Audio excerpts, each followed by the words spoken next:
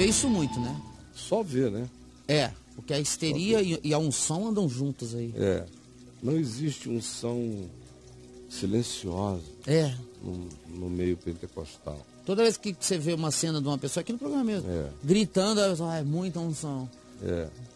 Não existe unção quieta, não existe unção de olhos abertos, não existe unção sem extravagância.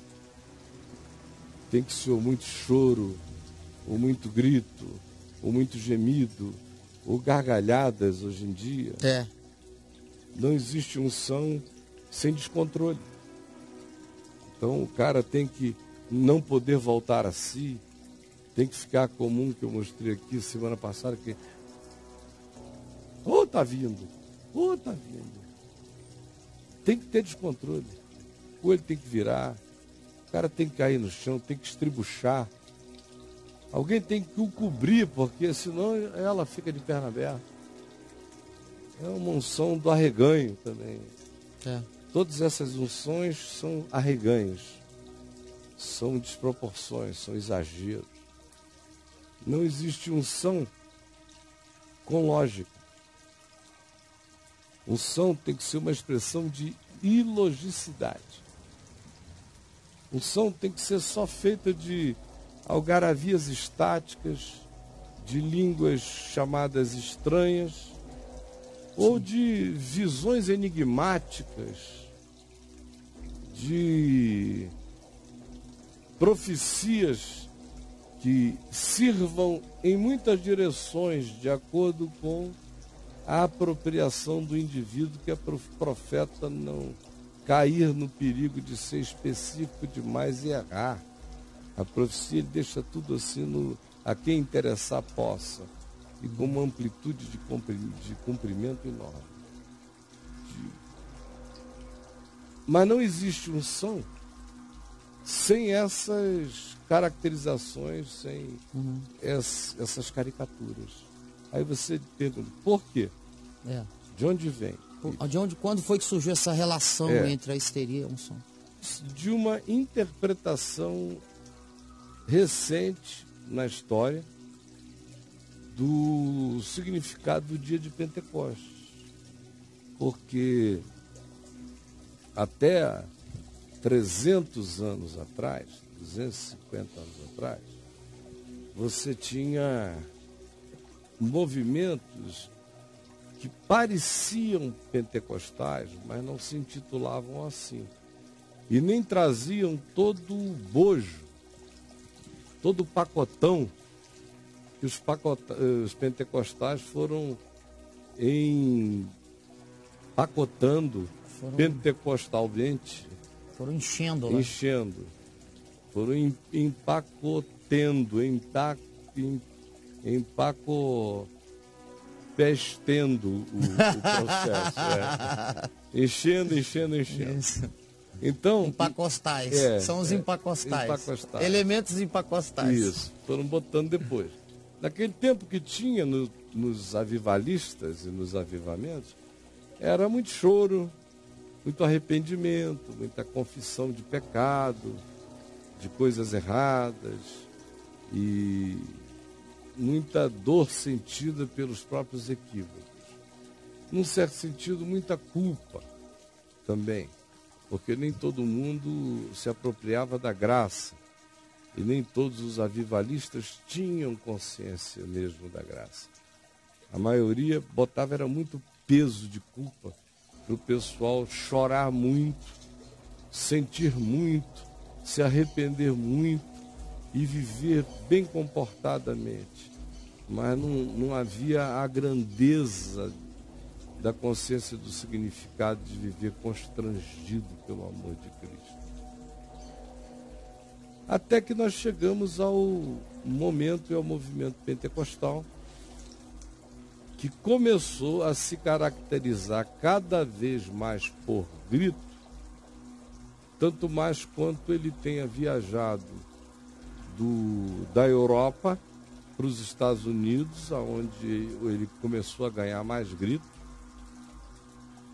porque, número um, eles se estabeleceram que salvação era uma coisa básica, primária, mas para você ser útil mesmo na terra, você tinha que ter a segunda bênção. A segunda bênção era chamada de a bênção pentecostal. Salvação, eles admitiam que todo mundo assim, a ralé cristã tinha salvação. Salvação foi começando a virar uma bobaginha. Porque a coisa que pegava mesmo, que era importante, era ter a segunda bênção, a bênção pentecostal, que era caracterizada por falar em línguas. Sim. Você geralmente chorava muito, arrependido, e depois falava em línguas, descontroladamente. Sim. E aí os outros começavam a falar junto, ficava aquele alarido de línguas e de gritos de aleluia e glória. Aí começa esse alarido todo. À medida em que isso veio descendo dos Estados Unidos e alcançou, por exemplo, o Brasil, o alarido ficou insuportavelmente maior, porque a nossa cultura é uma cultura flamenguista, corintiana, gritadora, exagerada. Então, se na América já estava exagerado, se na Europa já era exagerado, aqui e em outros países latino-americanos, mas o Brasil é um dos mais exagerados. O Marquês de Sapucaí, né? O carnaval é aqui, a gente não pode esquecer disso. O negócio Copacabana e Ipanema é aqui. É aqui. Não é na Guatemala. Então é aqui que o bicho pega. É aqui que o exagero é enorme. Na Guatemala. É aqui que o roubo é de bilhões, não é de milhões. Que o pessoal lava jato, lava jato, que o pessoal aqui faz petrolão, eletrolão. Tudo. O negócio aqui não tem tamanho. Aqui é tudo é grande. É pentecostal. Tudo é penteca grandeza. Isso. Não é? Sim. Não é mega, é penteca grandeza, porque mega é pequeno, perto do penteca grandeza. Isso. É um valor de avaliação mais robusto, o penteca. Quantos pentecas vale? É um negócio assim, é muito grande esse valor. São teratecas. Teratecas. É muito, muito grande. Então... Aí veio de lá, né? Chegou, quando chegou aqui, aí explodiu. Aí pronto. Explodiu geral. Chegou primeiro em Belém do Pará, veio de Belém, o paraense é mais quieto, grita menos. Uhum. Chegou também a Manaus, a amazonense gritava menos. Isso foi o quê? Começo do século... Está falando já no início do século XX. 1900 e pouquinho. Assim. Bem pouquinho mesmo, quando as presenças começaram a chegar. Já tinha havido algumas presenças no século XIX, bem suaves, mas foi no início do século XX que ela se manifestou. Uhum. E se organizou, começou a se organizar. Se espalhou para o país inteiro. E foi criando filhos não agregados ao grupo. Ou seja, aqueles que não se tornaram pentecostais tipo da Assembleia de Deus, mas se tornaram pentecostais de outros grupos, como Quadrangular, como os outros grupos, tanto estrangeiros quanto os que nasceram no Brasil, como Brasil para Cristo e outras assim. Então, por que isso teve a associação com Pentecostes? É a pergunta que você faria agora. Porque Atos 2 nos diz que no dia de Pentecostes estavam todos reunidos no mesmo lugar, quando de repente veio do céu um som, como um vento impetuoso, e encheu toda a casa onde estavam assentados, e eles passaram a falar em outras línguas, segundo o Espírito Santo lhes concedia que falassem. E aí se diz, ora, estavam ali em Jerusalém reunidos naquele dia para a festa, pessoas de 17 nações de debaixo do sol. Aí a lista das nações, que tem gente, por exemplo, da Capadócia, da Panfilha, do Ponto, lugares que você já conheceu hoje na Turquia, antiga Ásia Menor, gente de todos aqueles ambientes ali. Bitínia. Sim. Tudo isso você já viu comigo. E outros lugares, da África, Cirene, lugares diferentes, do norte da África até praticamente do sul da África, presentes no lugar. E diz o texto. Era um evento? Era uma reunião? Era um evento? Eles estavam orando numa sala, Atos 2. num cenáculo. Vieram essas línguas. Eles começaram a falar nessas línguas. E aí, a soma de 120 pessoas falando em línguas diferentes, se são 120 falando simultaneamente na própria língua, já é um alarido. Nó. Você imagine, se nós fôssemos 120 aqui, começássemos a falar juntos uma coisa. Sem ser, por exemplo, um salmo que a gente repita na mesma ordem, que gera uma cadência menos barulhenta, mais melódica. Não, é um coro. Mas se cada um só fala o que está com vontade de falar junto, nossa, vai fazer um alarido. Não precisa gritar, vai ser um alarido. A soma de 120 vocalizações é um som uníssono poderoso para um ouvido ouvir em qualquer lugar à volta. Como Jerusalém é pequenininha, isso aconteceu num lugar apertado, cidade com ruas pequenas, amuralhada. Então o eco era fácil de ouvir, não é preciso haver uma gritaria, era uma anomalia. E como as pessoas estavam ali próximas, eles correram para ver o que estava acontecendo, pensaram que podia ter havido algo 9 horas da manhã, era cedo. Mas quando chegaram, viram aqueles homens e mulheres da Galiléia, que eram considerados pessoas pobres, incultas, ignorantes, despreparadas academicamente, moravam naquele lugar super populoso, com uma proliferação de influências de culturas diferentes, de modo que o Galileu não era o mais desprezado disparadamente era o samaritano, que era inimigo. O Galileu não era o inimigo, o Galileu só era essa ralé, essa coisa inferior, sim, inculta. Eles viram, eram galileus, vestidos como galileus, com cara de galileu, judeu galileu, e falando em línguas que eles não conheciam, falando nas línguas dos caras que estavam presentes. Não eram essas línguas que o pastor Arnaldo apresenta para a gente, que são idênticas e são as mesmas faladas nessas igrejas de línguas fajutas para todo lado. Não. Eles estavam falando na língua local dos indivíduos. Então eram idiomas diferentes. Isso. Tem um egípcio lá, eu sou o Galileu, falando na língua do E ele está ouvindo e você não sabe o que você está dizendo para ele. Mas ele está nem é para ele que você está dizendo, porque ali o texto não diz que cada um falava com o outro. Diz que cada um falava as grandezas de Deus nas línguas maternas dos muitos que ali estavam ouvindo. É isso que se diz. Sim.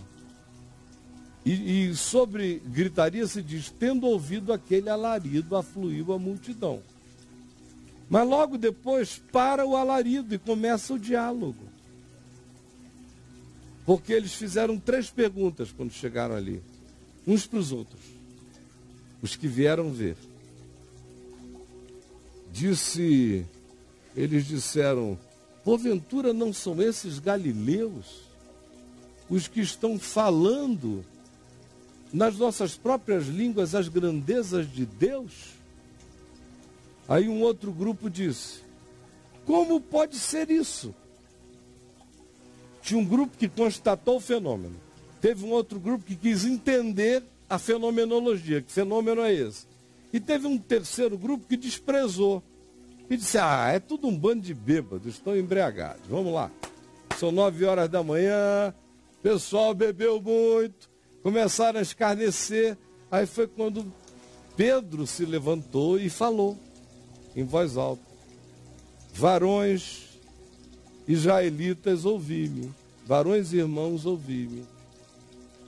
E disse, o que vedes acontecer é o que foi dito por intermédio do profeta Joel, capítulo 2, verso 28. Nos últimos dias derramarei do meu espírito sobre toda a carne, e os vossos jovens sonharão, os vossos jovens profetizarão, os vossos velhos sonharão, até os vossos servos e as vossas servas terão visões e profetizarão, que eu derramarei do meu espírito sobre toda a carne. É isso que está se cumprindo. Foi o que foi prometido por Deus através do profeta Osés e foi prometido de Jesus, a Jesus por nós, quando disse que derramaria do Espírito de Deus sobre nós que cremos. E pregou, chegou a Jesus, anunciou a cruz, a que tinha acabado de acontecer, 2 semanas antes, 3 semanas antes, 1 mês antes. 1 mês, um pouquinho antes. Era tudo fresco, tudo novo. As memórias vivas. Ele falou, concluiu com a ressurreição de Jesus, que era um evento de 40 dias. No testemunho quente de paixão que eles tinham para dar. Uhum. E aí 3.000 pessoas que afluíram para o lugar entraram em estado de consciência arrependida e perguntaram a Pedro e aos demais: que faremos, irmãos? Que faremos? A gente perdeu essa visita de Deus, o que faremos? Aí eles disseram: arrependei-vos e convertei-vos, e cada um de vós crede no Evangelho, e começaram a ensinar o Evangelho. E naquele dia mais de 3.000, cerca de 3.000 pessoas foram batizadas. Bom, nunca mais se disse que houve gritaria em lugar nenhum. Nunca mais se disse. Não tem, você lê o resto do livro dos Atos dos Apóstolos, não existe gritaria. O que você vê mesmo é orientação de Paulo, porque em Corinto o grupo começou a iniciar uma atitude pentecostal, no sentido da fanfarrice, da gritaria, do descontrole, da loucura, da irracionalidade, da não dialogabilidade, da morte da palavra em favor da emoção, do grito, da experiência de Deus que só acontece como sensação, como demonstração chorada, como sinal falado de outras línguas, ou de profecia, especialmente, ou como manutenção disso. Tem que haver, a manutenção tem que ser feita no meio de muita gritaria, porque quem parar de gritar parou de perder aquela conexão inicial. De modo que, para que você esteja sempre igual, você tem sempre que gritar, dizer as mesmas coisas, se comportar de maneira estereotipada, ainda que logo depois você tire uma meleca aqui, se distraia com alguma coisa ali, dê adeus para o cara ali, volte aqui. Como é o pentecostismo em todo lugar. Então, aquela irreverência de culto que você vê para todo lado é fruto dessa obrigação de cultuar a Deus sem racionalidade, mas apenas com expressão de emocionalidade expressa de modo intensamente histérico, porque é isso que caracteriza a sua devoção, o seu quebrantamento, a sua humilhação diante de Deus e o seu fervor.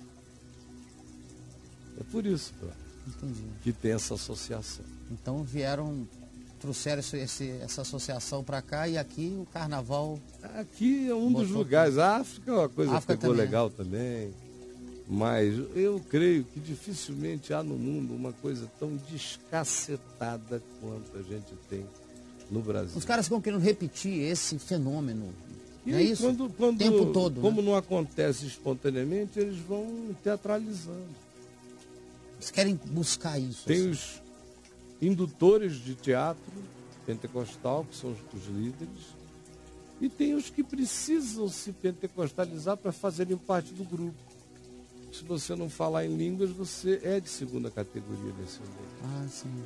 Se você não gritar, você é frio.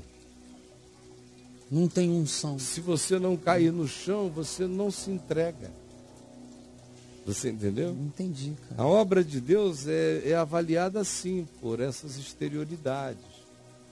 Humildade é se descontrolar. Um cara que tem controle não é humilde. Uma pessoa que prova Deus em silêncio é um ser gelado. Um dos textos que os pentecostais menos gostam é aquele de Elias na caverna, lá no Monte Horebe. Porque diz que, primeiro, quando Elias chegou lá, naquela depressão enorme, e o Senhor se manifestou a Elias, e primeiro houve um fenômeno. Elias sentiu a terra tremer, mas o Senhor não estava no tremor de terra. Aí um vento passa, vai tão forte que vai rachando a penha, vai lascando pedras. Tão poderoso no Quênia, onde ele estava no Horebe. Mas o Senhor não estava no vento, na tempestade. Um fogo passa, queimando tudo, mas o Senhor não estava no fogo. Até que, de repente, Elias sentiu uma brisa suave passando-lhe na face, e ele discerniu que o Senhor estava na brisa, que o Senhor estava no cici. É extraordinário, porque Elias é o profeta pentecostal do Velho Testamento. Ele é o profeta que os pentecostais mais amam, do ponto de vista da sua capacidade milagrosamente guerreira. É Elias, porque é o que manda descer fogo dos céus no Monte Carmelo, consome o altar, depois pega a espada e mata todas aquelas centenas de profetas de Baal. É fogo com espada. São dois símbolos que os pentecostais adoram: fogo e espada. Combina bem com ele. Bem. Então veja bem, Elias, que é o cara do fogo, da espada, certo, vai lá para o Monte Horebe e o Senhor não está no terremoto, não está no vendaval, não está no fogo, o Senhor está no silêncio de uma brisa. Qual é a lição? Toda essa manifestação de fogo, ela acaba caindo nas manifestações da necessidade de plateia. Para que fogo sem plateia? Fogo evoca plateia. Fogo evoca plateia. Fogo, mesmo naturalmente, ele é pirotécnico no que ele provoca na gente. Agora, Elias, que vem daquela experiência pré-pentecostal de fogo, entra naquela depressão, só é salvo da sua depressão quando ele silencia, quando ele se salva daquela espiritualidade das intensidades.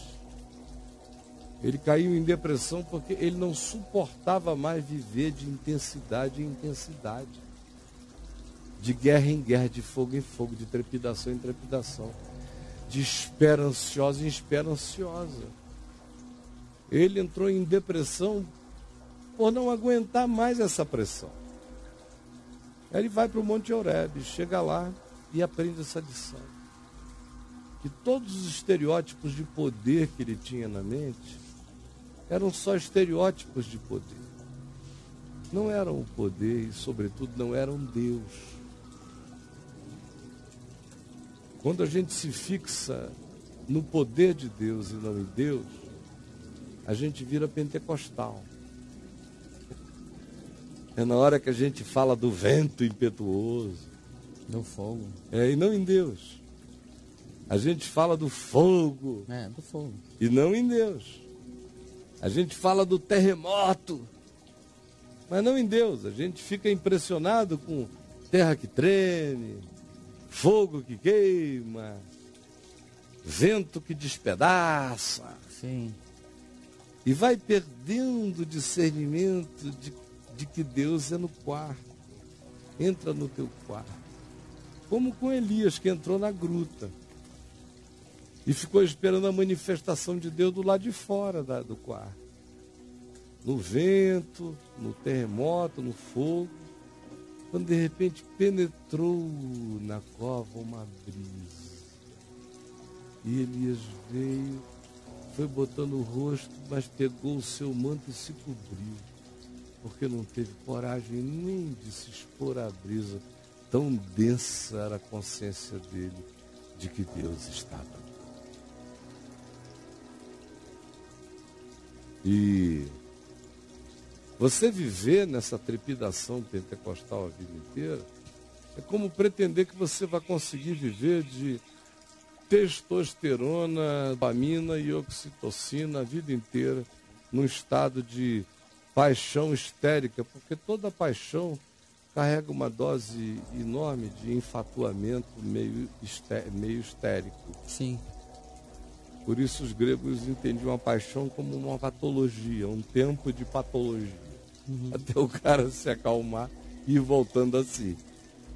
Mas a mesma coisa que o meu cérebro não aguenta, que é viver mais de 5 anos numa intensidade de paixão, eu não tenho condições físicas de aguentar paixão na intensidade de uma paixão quando ela chega fulminante, por mais do que 4 anos e meio, 5 anos. Normalmente o meu cérebro suporta aquele impacto 1 ano e meio. 1 ano e 8 meses ele começa a baixar porque ele não aguenta tanto excitamento. Os pentecostais querem viver num estado único de sentimento apaixonado quando são sinceros. Eu estou dizendo, quando são pentecostais sinceros. Em estado de... Eles querem ser mantidos num frisamento de paixão intensa. O resto da existência deles. Só que, organicamente, é impossível aguentar isso. Você aguenta, e eles chamam esse período de primeira intensidade de primeiro amor. E se o cérebro não aguenta mais aquela intensidade, é muita, muita química. É muita esperança de ver anjo.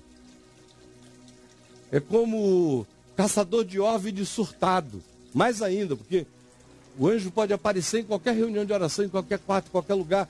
É uma esperança transdimensional buscada o dia inteiro. Quem que suporta viver assim? Meu Deus. De que de repente você vai perder o controle, vai falar em outras línguas, o que você muito gostaria. Especialmente se for em reunião de oração, que vai te dar um status legal. Se for genuíno. E aí vai, aí vai, aí vai, aí vai. Ninguém aguenta. Um diabo também tentando cara, de acordo com a perspectiva deles, de manhã, de tarde, de noite. Então, tem que manter a paixão por Deus e uma paixão contra o diabo. Um ódio apaixonado contra Satanás. É, porque tem que combater. Tem que combater. Aquela intensidade doida. Aí, olha, e bote mais maluquice. Eu estou sendo simples na criação do pacotinho. Claro. O nível de ansiedade, de intensidades é muito maior. Pouca gente aguenta aqui. Então, os sinceros devagar vão aquietando-se. E aí começam a ser cobrados. Você não é mais aquele, você já gritou mais, você já louvou mais, você já celebrou mais, você já profetizou mais, você... Aí o cara não tem coragem de dizer, eu sei, mas tá bom. Eu estou bem. Aí ele começa, ao contrário, a se sentir culpado. A querer dar uma resposta do mesmo nível. Aí começa a falsa paixão. É igual a mulher que não goza, mas finge que está gozando. Essa falsa paixão. A falsa paixão. Não fala em línguas, mas aprendeu com a denominação a falar. É como mulher fingindo que goza. Sim, claro. Não tem nada genuíno. Nada genuíno. Ai, ai, ai, baby, baby. Mas é só isso. É gritaria de gozo falso em motel pobre. Isso, cara. Entendeu? É só isso. É. Não passa disso. Porque dá para ouvir, né? É. Aí a moçada vai entrando no esquema. E tem uns malandros que já chegam, que não estão afim de coisa alguma não, mas querem fazer parte do grupo numa boa. Querem fazer numa boa. Aí, bom, a melhor maneira de fazer numa boa é aprender a falar em outras línguas. Ah, cara, se você ficar numa igreja pentecostal um mês, bro, um mês, com a tua inteligência, rapidez, você vai construir uma língua que outros falem naquela denominação, até com um vernáculo estático, mais extenso do que o da maioria. Né? É muito fácil construir uma língua e repetir aquela língua e se viciar naquela repetição daquela algaravia estática. É tanto assim que tem gente que dizia, me lembrou a língua do Braulio. Opa, É? eu tenho a minha própria língua. Tem, ou não, é a repetição de vários, mas como Você tem sintetiza, cria uns toquinhos que são teus, tem uns liandres, tem uns candaraias, tem umas coisas que você põe no final. Posso criar uns braulianos. Um Joe Fi, um negócio desse assim, Kamalas Joe. Sim, que é uma característica tua. Ih, até parecia a língua do Braulio. Falando brauliano, né? É. Brauliês. Então isso não tem nada a ver com Deus, nem com Pentecostes, nem com coisa alguma. Isso é uma câmara de falsificação, de estelionatos do Espírito Santo e de produção de falsidade, de hipocrisia. E no caso dos eternamente sinceros, que nunca sucumbem ao estereótipo, nem à hipocrisia da imitação, esses mergulham em profunda depressão.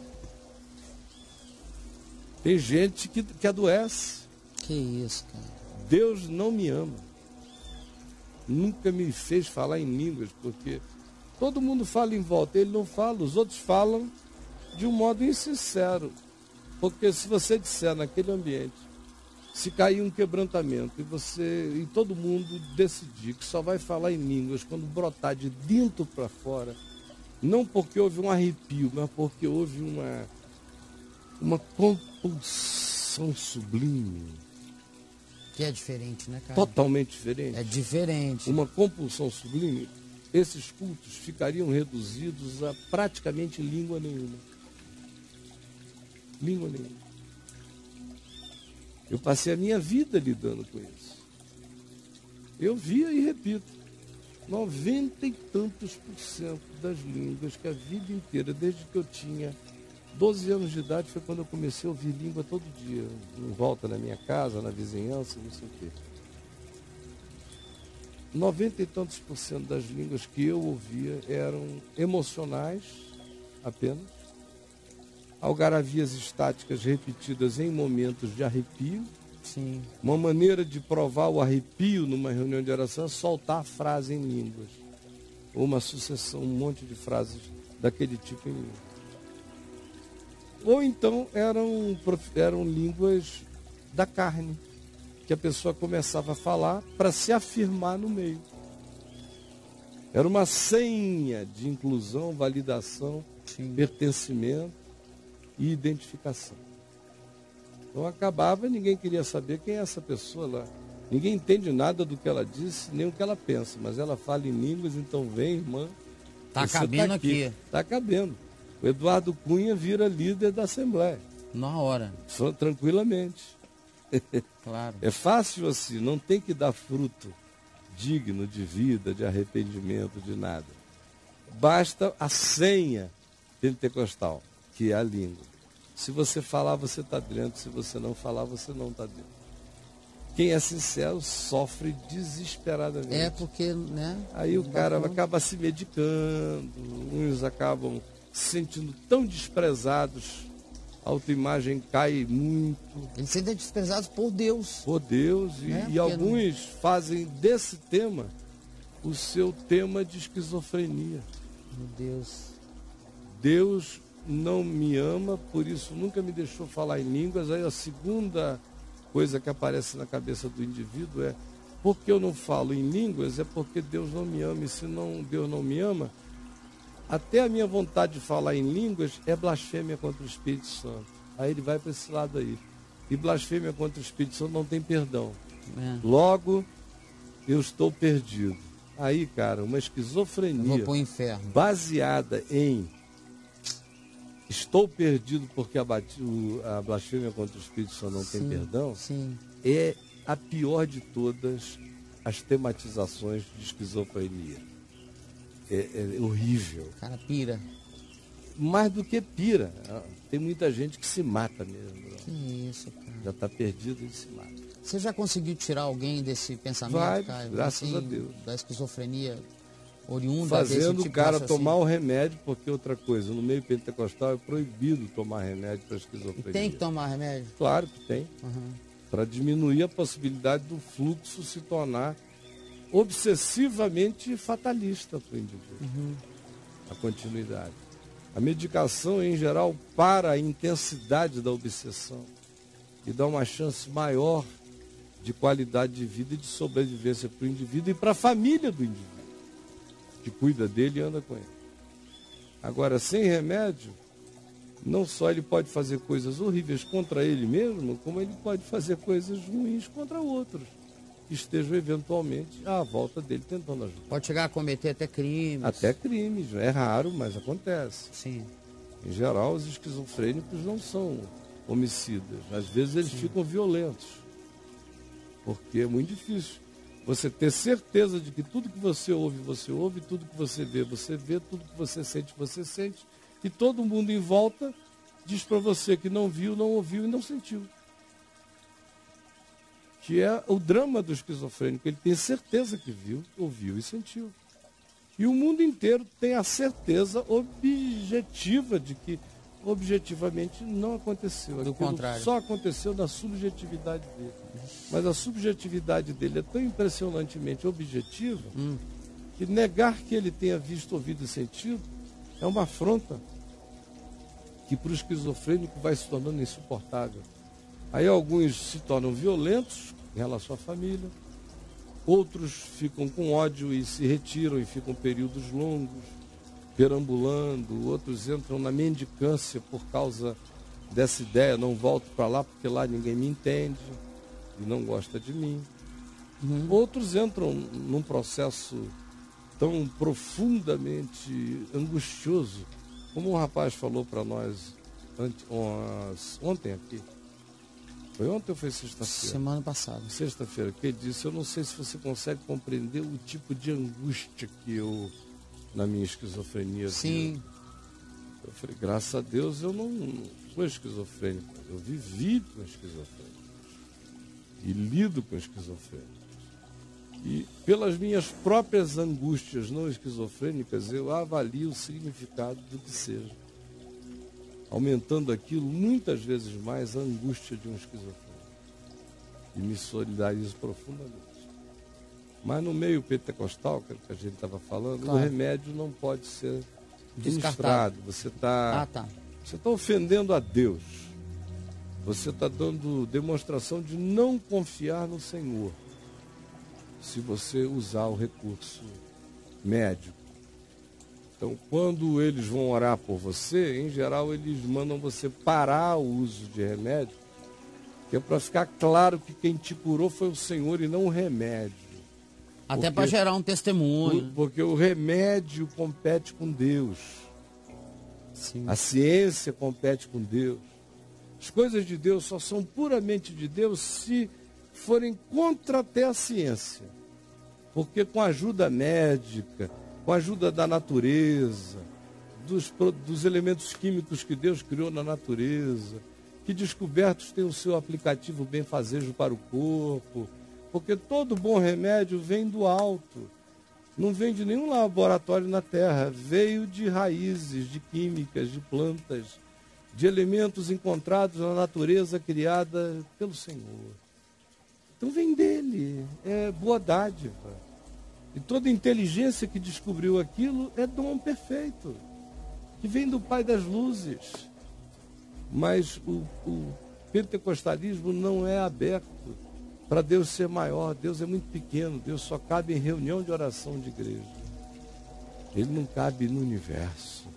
Ele não usa todo esse acervo de medicina natural, de sol, de ar, de luz, de chão, de energias da natureza, de raízes, de vitaminas, de frutas, não. Você se alimenta de vitamina D, de Deus. Vitamina Deus. De Deus. Em templos iluminados com luz branca fluorescente. Sim. Ali Deus derrama a sua luz. E qualquer outra coisa para fora daquilo ali está trabalhando contra a glória de Jesus. Né? Então imagina o que é você ficar preso nisso aí. E a sua vida se resume isso. Quem está vendo sabe, não sabe, cara? Pessoal? Quem está aí com a gente? Quem está com a gente e passou por isso aí, sabe disso tudo. Não há a menor dúvida.